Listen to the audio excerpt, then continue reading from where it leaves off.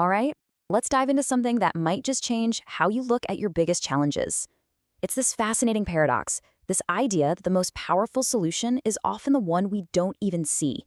And it all starts with a really simple analogy. So think about it for a second.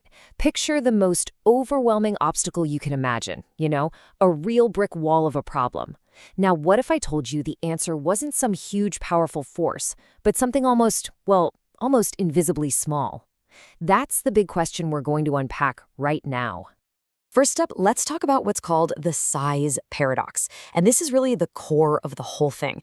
It's this weird, counterintuitive relationship where the physical size of something has almost nothing to do with how much power it actually has. Okay, so picture this, a huge, solid door. It's the first thing you see. It basically represents the problem itself. It's imposing, it's solid, and it seems totally unbeatable, right? It just fills your entire vision and feels like a complete barrier. And then you've got this, a key. It's tiny, right? Almost insignificant when you think about it. You could hold it between two fingers. Next to that massive door, it looks like a joke, like it has no power at all. But does it? So look at this table. This is where our usual assumptions about power just totally fall apart. You've got the immense house and the massive door. They seem like total, immovable barriers. Then you get smaller, to the lock. Its power isn't in its size, it's in its complexity. And then you have the key. It's tiny. And its apparent power? Well, that's the big question mark, isn't it? Its real power is hidden, and that's the whole point. Okay, so let's really focus on the problem itself for a moment. What this analogy calls the unyielding door. We've all faced a door problem. It's that thing that just looms over you, It's intimidating just to look at. And you could throw your shoulder against it all day, just apply pure brute force, and it is not going to budge. And the crucial thing is, it's not just some small inconvenience. It's the barrier to the entire house. It's the one thing standing between you and everything you want on the other side. This right here, this comparison, this is the strategic shift we have to make in our heads. We spend so much energy focused on the door, the obvious giant problem of scale. We think, I just need more force, a bigger hammer. But the real point of leverage, the real game, is being played at the lock. It's a hidden problem of complexity, and it doesn't need force, it needs finesse. So, if the lock is the real nature of the problem, then our attention has to shift completely to the solution.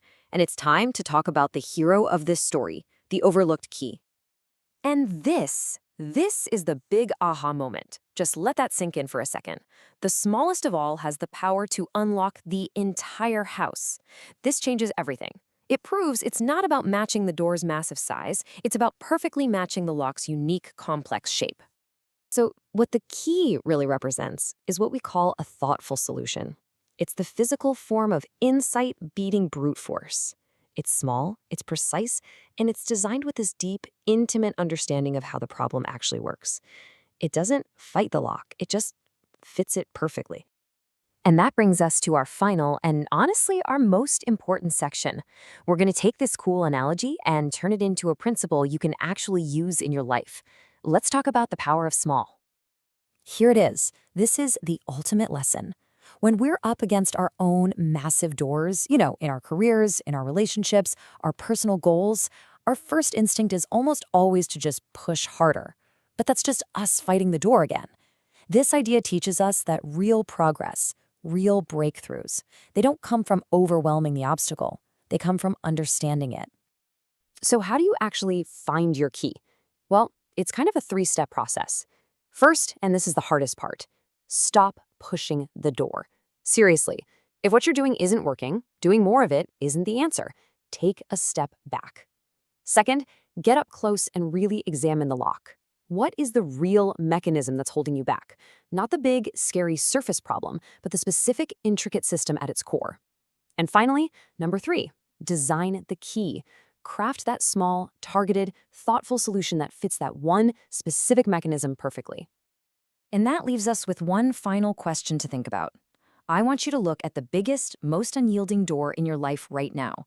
Stop staring at the door itself for a minute and ask yourself, where's the lock? And what tiny, almost insignificant, thoughtful key might just be the thing to open it all up?